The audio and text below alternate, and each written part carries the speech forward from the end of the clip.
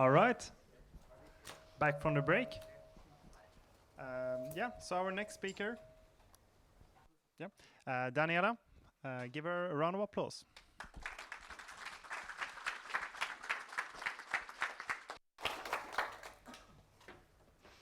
Good evening, everyone. I am Daniela. I am a front-end engineer at Sapien Razorfish.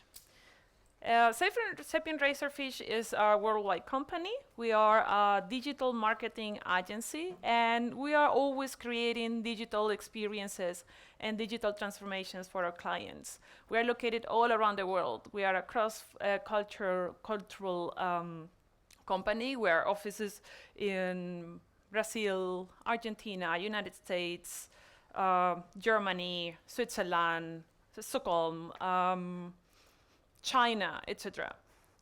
So when we are working within projects and we are delivering and we want to deliver great experiences for our clients, one of the main topics that concerns us also is how can we convert these intentions of great quality into a reality? How can we do great products? And this is what I want to talk to you about today. So, at the start of every project, we make a mental plan. As a developer, we make a mental plan about how the project is going to turn. So, we think, let's make it something like this. Clean and simple. Or maybe, something different, something more like this. But then, the client comes, there are requests, changes, the technology changes, people come, people go, and then it ends up being something like this. Or even worse, something like this. So, how did we get from here to here? Is it possible to get there? It is possible. And in order to talk about how impossible things become possible, I want to tell you my story. I am a Venezuelan. Venezuela is a third world country. In there, nobody speaks English. And we don't have so much easy access to dollars or anything like that, or fast internet. Education is quite limited, and we just find our way around. When I was in Venezuela, for me it was impossible to think that I was being able to speak English. It was just like a dream. Nothing. Me? English? Nah. Or working in a big company like Sapien Razorfish. It was like, big companies? Me? That's for geniuses, not for me. Or living abroad. Being able to live in a country like Germany. For me was impossible. But then, it happened. It happened when I started to split these impossible things into small possible things. So first, I worked day and night to get enough money to pay an English course in UK. Once I was able to speak English, then I could came to Germany, and then I started working in Germany. Then Sapien Razorfish contracted me, and then I joined the team, and I started learning and learning and learning and learning, and this was like a huge sponge. And then for me it was like, impossible things are really possible. And this idea that we always have at the beginning of a project, like, it's impossible to make a great project. It's only React people or only Angular people. You need to be working at Google to be great. Actually, I am a believer that this is not true. And in order to be able to understand how can we get there, how can we start delivering this greatness that we always want, let's split this into smaller chunks. So our brain works in a way that big goals are impossible, but smaller are possible. We don't start thinking about running a marathon by starting 10 kilometers a day. We run 1 kilometer and then we progress slowly. And the same that happens with our body happens with our brain because it's a muscle. So let's train our muscle to start understanding how can we start from small to big. And today we're going to do that like this. First, we're going to start talking about what is quality what are our expectations about quality, what is our concept today for quality, and then we're going to start speaking about these 4 elements that influence quality. And then at the end, we're going to think about next steps and what comes afterwards, what comes after today. So, let's start. This is not a rhetorical question. I'm actually asking you, what is quality? For me, I can help. To me, quality is delivering something that matches some expectations, or that works well, or that solves a need, something that solves a need. Stability. Stability. Who else has some other word? When you satisfy yourself. Exactly. Who else has another idea? Don't worry, I'm also nervous to speak in public. Let's continue. Quality is a term field of subjectivity. When we speak about satisfaction, about stability, about matching a need, these are subjective terms. So the first thing that we start thinking about quality is like, this is a very hard topic. And it's really hard to measure, and there are some numbers that we can put behind it. Yes. And also, it depends on the person, the project, the team who is building that. Because satisfaction, because matching a need is always changing depending on the market. Let's put just a quick example that's just coming now from my head. Let's talk about performance. We're delivering a website and needs to perform very well. In Germany or here would be completely different than in Nigeria or in Venezuela, where people don't have so much speed in their connection.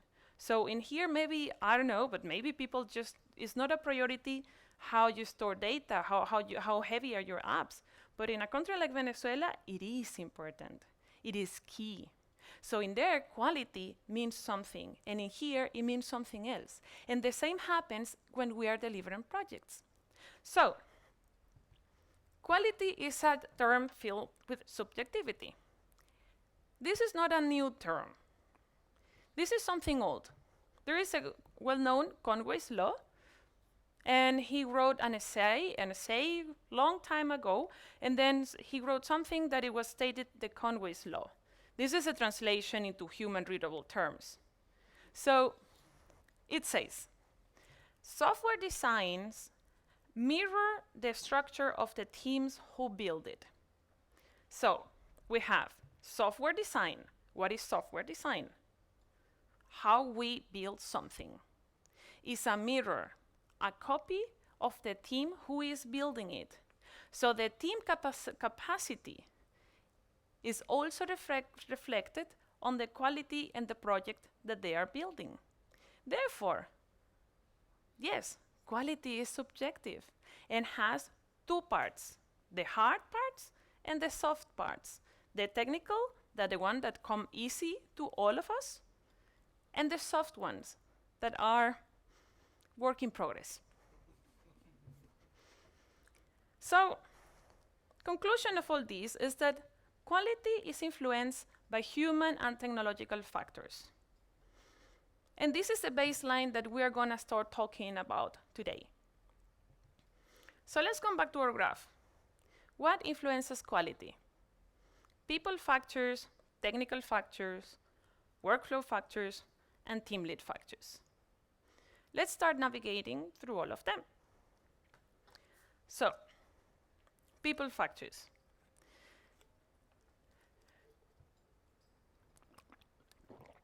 We work in teams, and teams are made by different individuals.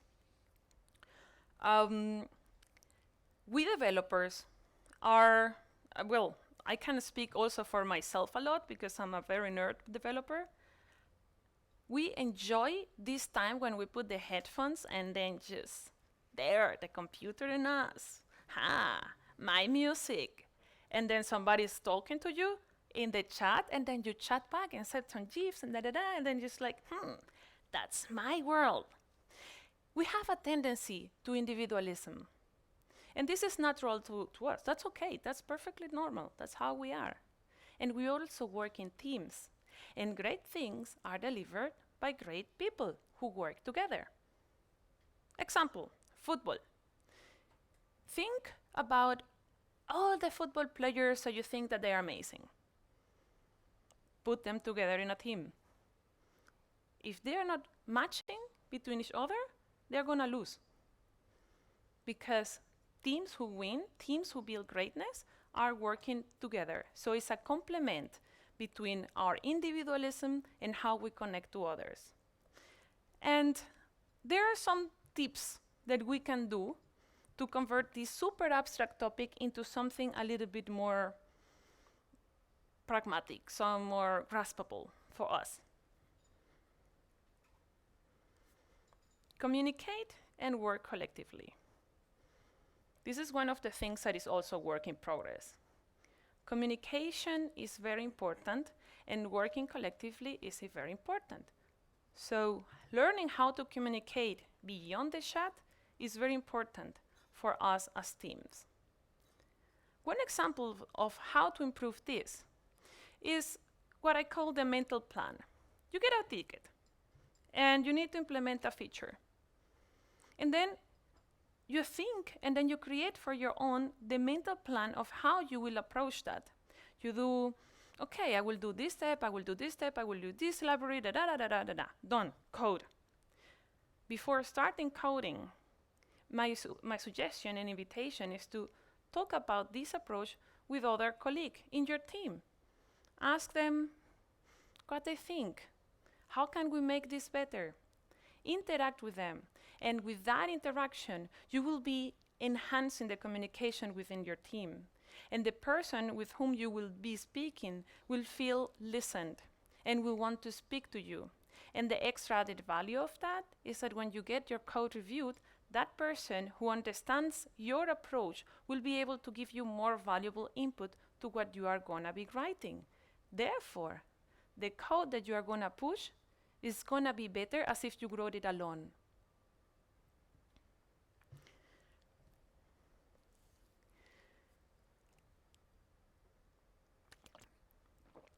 Foster a culture of trust, learning, and respect. There is a very bad habit. It's a very, very bad habit that we could have, which is looking down on the code that this stupid person wrote. What a stupid function is this? What were you thinking? This is something that happens all the time. It's like, this stupid person. You know what? That is exactly against this. A culture of learning, trust, and respect is exactly the opposite. So the next time you read something that is like smelly, instead of like you think smelly, and then just stop yourself. Because instead of thinking about that and then just thinking about that person who wrote it is disrespectful for them. Instead, what you could do is that if you have a better approach, then just share a link, share an article, share your knowledge with that person. And then when you all together are sharing knowledge and respecting and trusting that the knowledge that the team is having is bigger, then the product is also half a reflection of that. When the team creates a whole knowledge, that's called synergy in system theory, that the sum of the parts is bigger than every part individually. And then we can do that a little bit also by having trust, respect, and teaching each other and learning from each other, independently of the knowledge and the expertise that every person has in a team.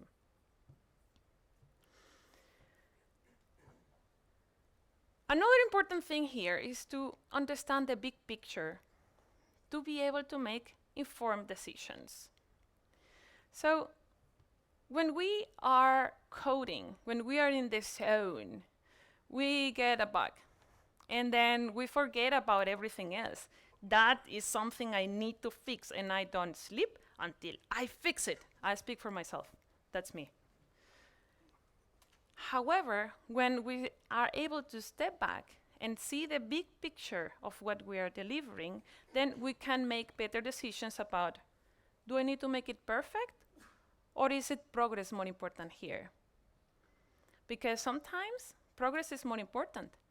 Sometimes if what I'm building is blocking the whole team, then I just need to push something and make it perfect afterwards.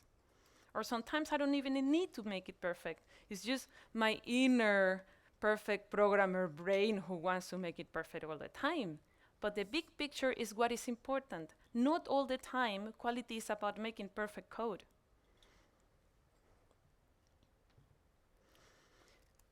And last from this section is to have fun. When we are working in projects that have expectations of having very high quality, it tends to be perceived like people are not sleeping. They just don't breathe.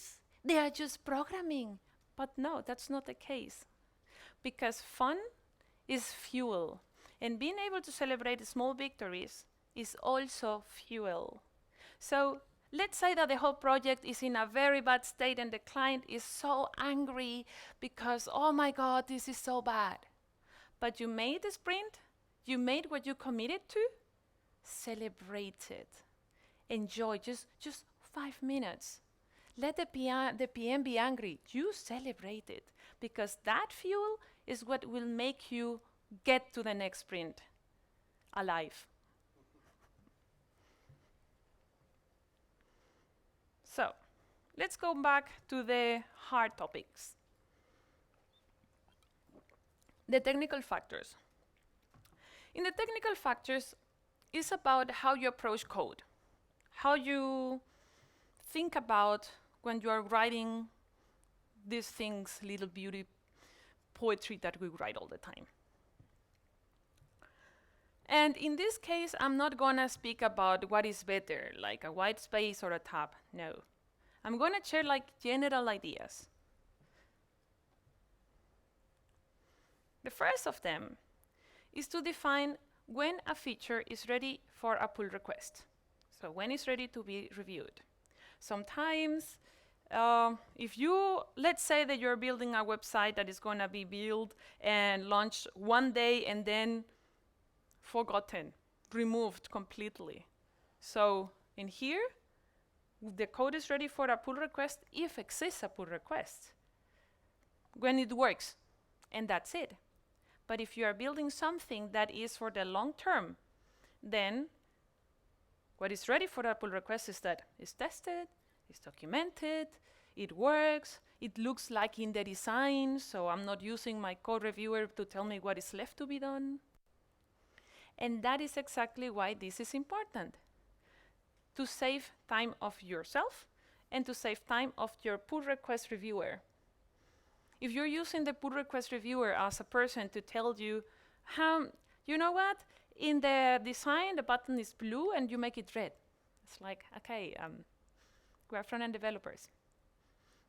So it's important that you and your whole team has an idea, clear idea, spoken idea about when is something ready to be sent to the repo. Then we have simplicity. Simplicity is not about length. Otherwise, try to read Perl code or Lisp.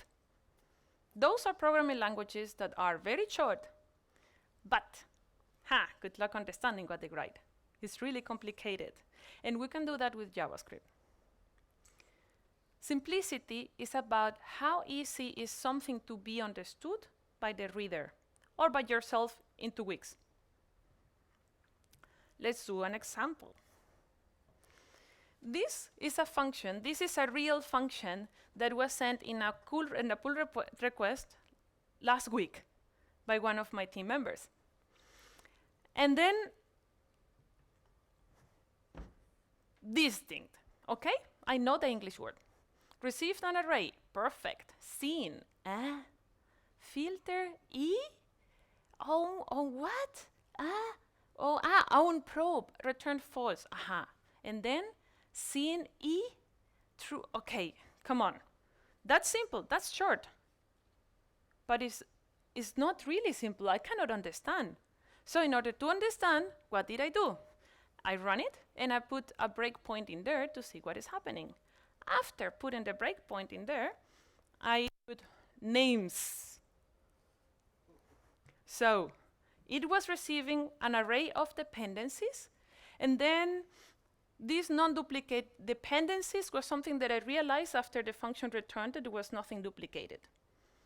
And then something, it was happening in the filter, and then the onProp whatever, and then it was being filled in that duplicate dependencies, that it was an object or an array or something similar, and it was returning true or false. Oh my God. So don't ask me exactly what it's doing because I still don't know. So I went through and then say, well, let's figure out what it's called. Beautiful comment, remove duplicates, awesome. So it's an array, it received an array and has something that removes duplicates and puts it in another place. In the project we had Lodash. And in Lodash there is a function that does exactly that. Unique. So in this case, simple was, do not reinvent the wheel. Use the tools that you have available. And this is something that the person who wrote that, he's amazing. He's a really great developer. And he told me, I wrote this in another project that I needed to deliver quickly and I didn't have time to think, I just put the things in there. So, great. Now we talk and then we can use this and that's okay, don't worry. Cool. So, next example about consistency. For consistency, I need to use a concept that I was trying to put away all the theories behind, not here today, but today, for this, I need to use it. So, consistency enables a cognitive fit between mental and external representations by improving accessibility of information. Okay. There is a cognitive fit that needs to happen between what is in my head and what is in the code. So they need to match what I expect the code to be doing needs to match with whatever the code is actually doing. So, in other words, how much that can be guessed from the reader, given their knowledge, and the reader can be you in the future. Let's put another example. This is a function, loads some enabled validators. Okay? So it gets these validators from some files and puts them into a variable and then iterates over them and then calls them, so executes them. So do you expect that a function called load enabled validators to be running something? I don't.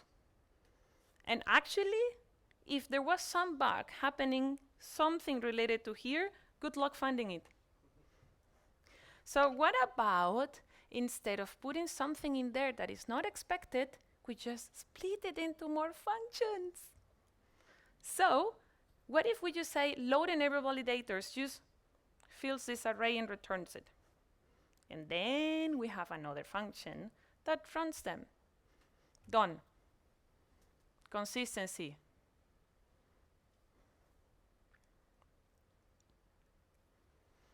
So, now another hard topic. I like to call this hard because they are not easy. And never one learns this. Never. It's work in progress. This is like the journey is the goal. Yeah, this is it. This is like the great example of the journey is the goal. But luckily enough, we have social science. And these people study a lot about this. When I was doing some studies, a little bit of this kind of soft stuff, and one of my teachers said, there is nothing more important than a good theory. So I translate these good theories into these tips for you today. The first one is to adapt your leadership style to the team members' need. So, every person is different, we know that. And because every person is different, we need to approach them in a different way. And there is a model for that, luckily enough. It's called situational leadership. You don't need to read whatever is written in there because it's too tiny, and then unless you have very excellent eyes, more than better, you will not be able to read it, but I'm gonna tell you what is there. I'm gonna translate. So, but let's use a pointer. There is a person who has some skills. They are learning. They are just new to the project. And they have very few confidence. They are not so sure. With them, what is important to do is to direct them, to tell them what to do. Because they don't know, they have so many knowledge that they need to embrace that we have very limited cognitive efforts and attention that we have available in our brain. So the leader helps the person by telling them what to do while they learn the skills. Or get more trust, which takes them to the next level, this orange one. When the person is in this orange level, they have some knowledge, some skills, and high confidence. They are excellent. Great. There is a leadership style for these people also. It's called coaching. In this leadership style, then you adapt yourself to that person to help them gain that skills that they think they have or can be improved. So they can match a little bit with the confidence that they have. So you help them grow, because people who has big ideas of their skills, but the skills are not so good, whatever they need is to have bigger skills. And that's what the leader should do in this case. So they can go to the next one, the yellow one. In the yellow one, this is when they have the skills. They can do it, they are excellent, but they are not so sure about it. So should I make this? Should I not? It's like, I'm not so good. There is also a leadership style for them, which is supporting. In this case, the leader should support them to get the self-trust of and self-confidence of like, yes, you are good, and I can support you to be as good as you are. So they can go to the next one, which is when they have very good skills and they are self-confident about their skills. In this one, then you can delegate full responsibility on these people. And for a leader, this is very important to learn in whom you should delegate. You cannot delegate in the one which is in the red or in the one who is in the yellow, but in the one who is in the green. So now think about your team. Independently if you are not a leader of your team, lead or whatever, think about your team and think about where in this area, where in this quadrant are your team members, and what can you do to help them to navigate through this. And I will drink a little bit of water. What do you think?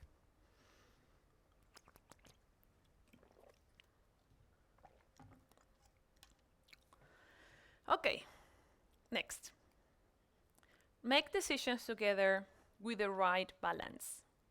So we need to learn how to trust a team as a team lead and to enable the team to make their own decisions. They are good. We rely on them and they rely on us. So if we have this culture of trust and learning, then we can all make decisions together with the right balance, because sometimes people can start arguing what is better, Widespace or a tab. And then the team lead needs to say, I don't care, we are using this. Next. Because sometimes if you have a team of culture, discussion, and speaking, and whatever, this is going to happen. People will be stuck in conversations, and then you need to help them to push forward and then keep on performing. This one is one of the hardest ones. The difficult situations, the problems. We need to solve them. We need to face them. And for me, this is one of my biggest work in progress.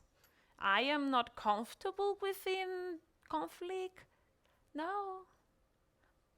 But these are things that we need to go step in. Doesn't matter how scared you are, but just go and solve it. There is a risk. Don't ignore it, because it's going to happen. That's Murphy's Law. It's going to happen, and it's going to come back horribly to you, and it will affect that quality that you want to deliver. Same with blockages. If a person is every day saying, I'm going to make the pull request tomorrow, after 2 weeks, there is no pull request, somebody's blocked. And they are not going to tell you, because we like to solve our own problems. So then we need to step in and help them. Let's split these two into different tasks. Maybe I can help you write in this piece of code.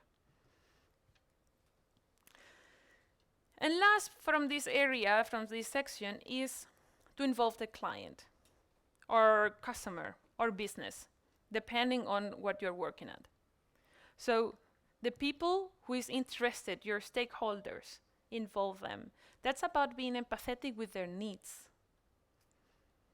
because that's their thing, that's their product. In Sapient Razorfish, we work with clients, and sometimes a client wants to make a decision that is not so good. But sometimes they make these bad decisions independently of what we tell them, because they are not technically ready to make another decision. And then when we are able to empathize with their readiness, with their where they are at, then we are going to be able to help them to get there. So this is a lot about this. Of course, whenever it makes sense. Sometimes it doesn't make sense to involve the client. And last from these 4 section elements is the workflow factors. In here is a lot about how we work together and how our architecture is done. The first thing of this one is automate. Automate anything that you can automate. Any repetitive task, automate it so you can focus on what is important. Building the future. Focusing on whatever cannot be automated. So, for example, in one of the projects I've been working in, we have this thing. On this side, those are node scripts that we run weekly to cut a release. So the changelog goes through from the last tag of Git to the current last commit, and then reads everything and generates a changelog. This changelog is sent to the backend guys who are using it to integrate whatever we deliver with the CMS. This is an automatic task. Imagine that I need to do that manually every week, the whole day. Another example is all these dot files that are in your project. These little dot files help you to do stuff that you don't need to do on your own. For example, the linting. So you don't need to think about syntax or anything because the editor is telling you. Or if you are naturally writing in a different style, then you just beautify it and that's it, commit, done. So these are things that are quick wins that we can automate. But of course, there are more things that you can automate, and that also depends on your team, your project, what you're working on, etc.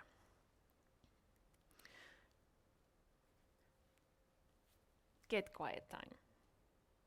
when we are in a team who has a culture of knowledge and speaking, collaboration, making decisions together, trust me, it's gonna happen.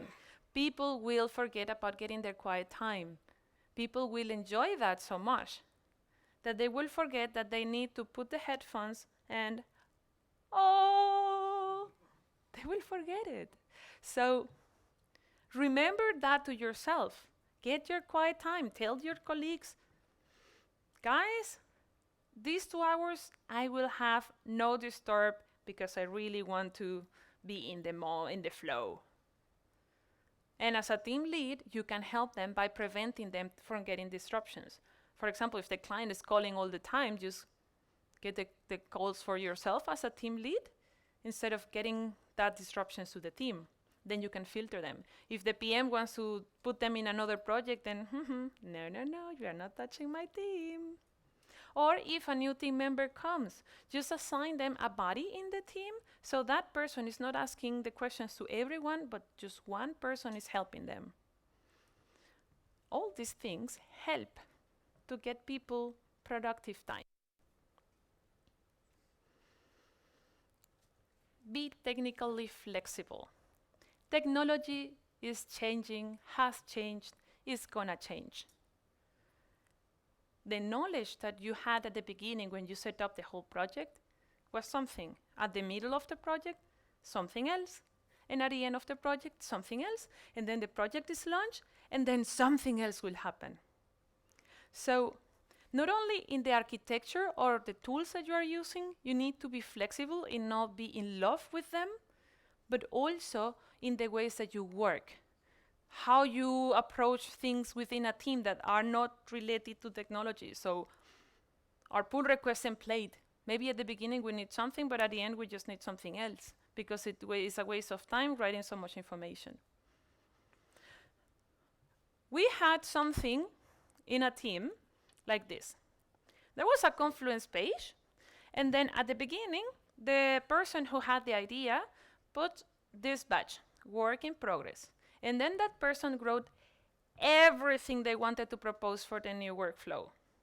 Let's say our pull request workflow. And they wrote everything, and they shared the link, and in that in that Confluence page, everyone had a say. Everyone could speak, and we are gonna do this and this and this and that. When it was ready, then we changed the badge and said, workflow agreed, improvements accepted. And then 2 people took the new workflow, used it to see if it works in practice, not in theory, but in practice. And then if it worked, then done. Let's do it. That way, that new thing didn't generate disruptions on the performance on the team. So if something is working, great. There will be something better. But let's learn how to introduce that change. So let's wrap up.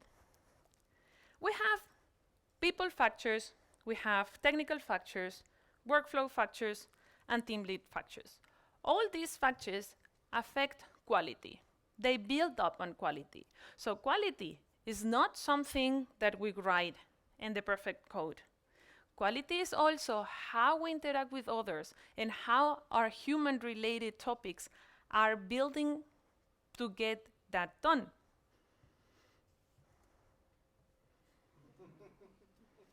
Lagom, I guess it's pronounced. With the right balance, the right peak of every little thing.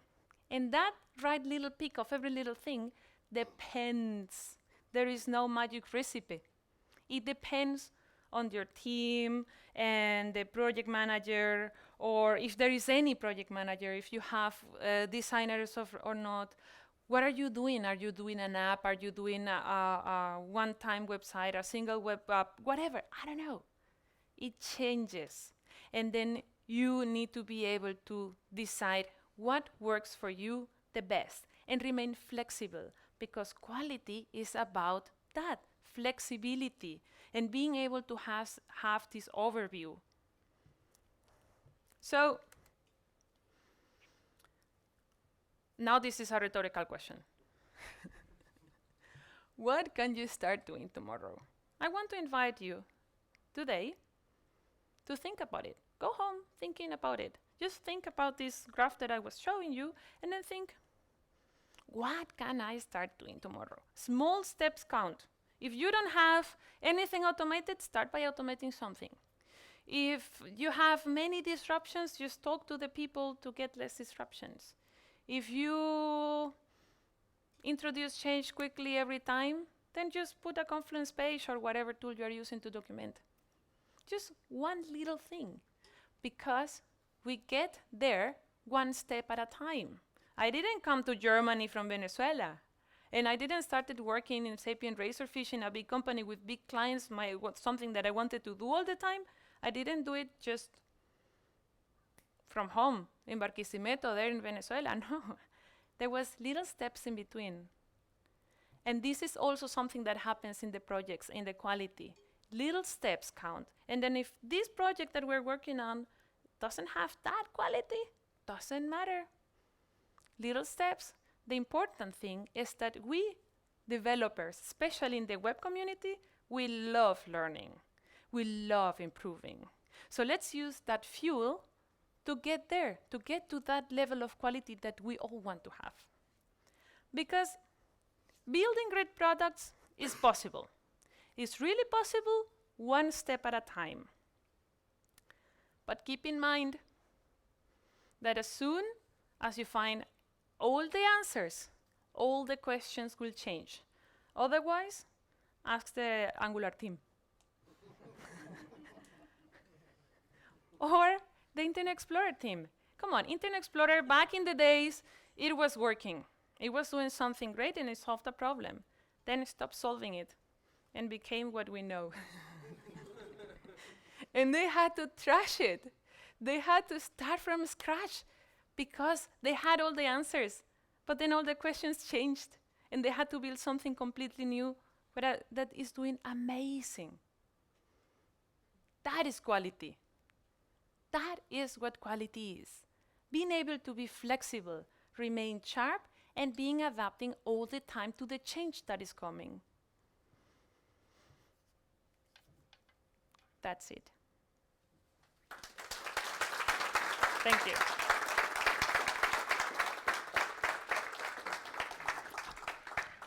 Thank you so much. Any questions? Yeah, here. Yeah, you talk about pull requests, and what do you think about flexible pull requests? Like, you shout out the first version 1 of the code, you get feedback, and then might reinvent yourself or whatever. Or do you feel that a pull request has to be a final thing, or because I felt that pull requests should only be done when you're totally comfortable, or should you, or is it, do you think it's possible to just do a shout out, okay, this is the proposal? Or Yeah. I've seen actually all different things, and okay, the answer is it depends. Yeah, but it depends on.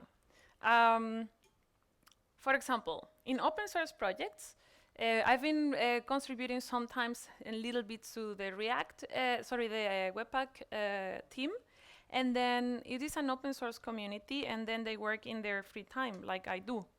And in that case, if you want to get quick feedback on, you don't have time to just call and then, let's share this approach. No, then what it works is that the team makes a pull request, put the things, put the task, and then people start speaking within Git, and then, okay, this is how we are doing it, and then they evolve.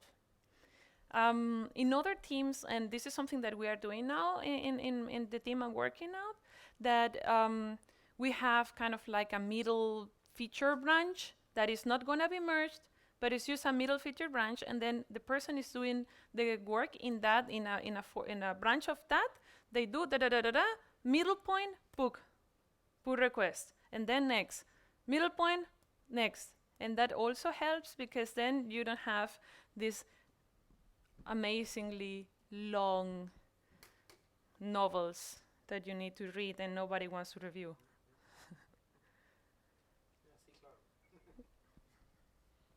Any more questions? All right. thank you once again.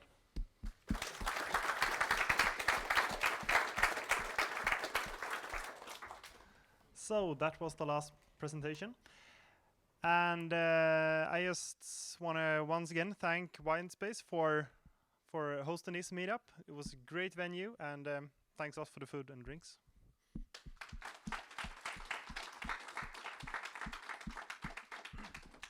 And I guess we can stay for a while longer to finish what we started, and just take this opportunity to find a new friend. Awesome. Thanks a lot for today.